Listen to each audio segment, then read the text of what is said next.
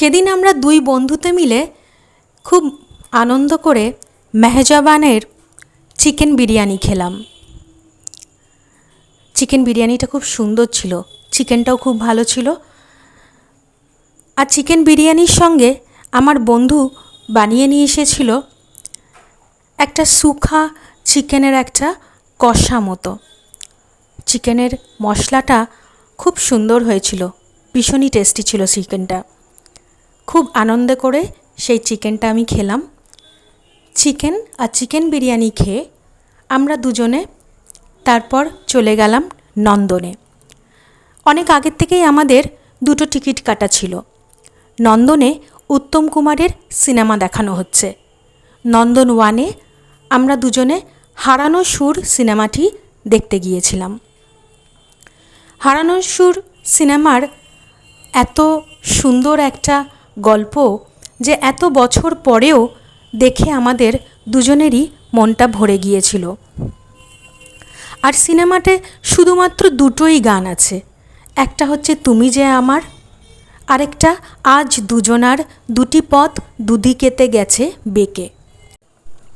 আমরা দুজনে মিলে নন্দন ওয়ানে গিয়ে বসলাম দেখতে হারানো সুর।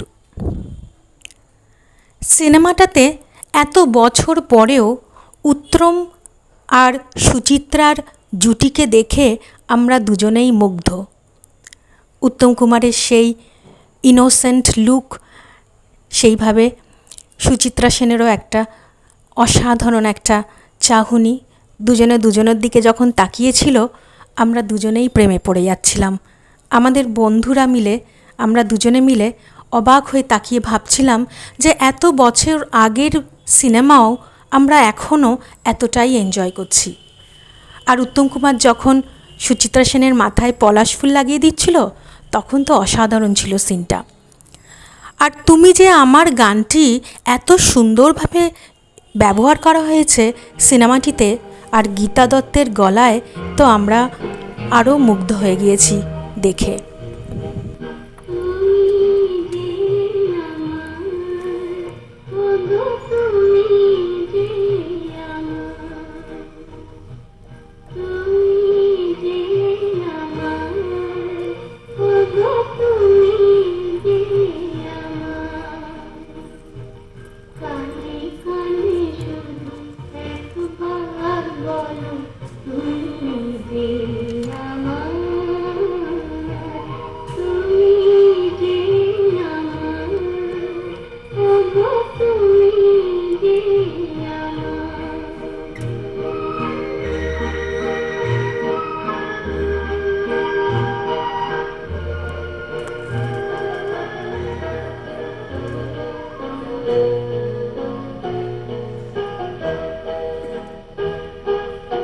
কথা বলবে না, শুধু মিউজিক।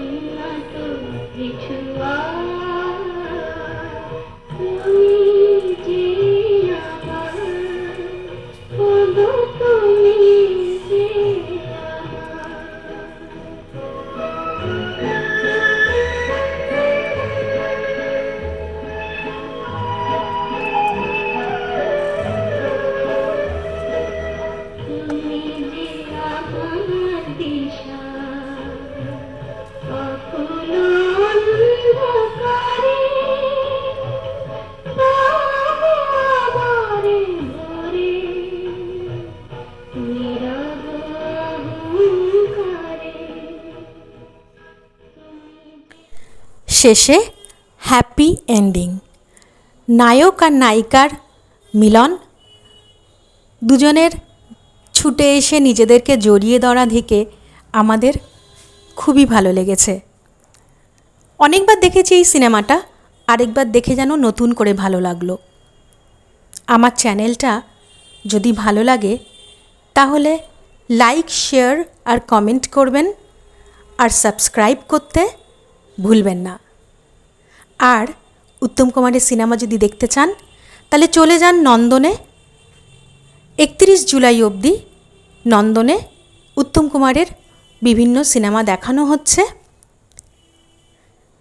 আমরা কিন্তু হারানো সুর সিনেমাটা দেখে খুবই ভালো লেগেছে। বিগ স্ক্রিনে সিনেমাটা দেখবার মজা একটা আলাদাই ছিল। শুধু অনেক পুরনো সিনেমা বলে একটু হেজি ছিল, একটু অন্ধকার ছিল, নইলে খুবই সুন্দর ছিল সিনেমাটা। আমার চ্যানেলটা সাবস্ক্রাইব করতে ভুলবেন না।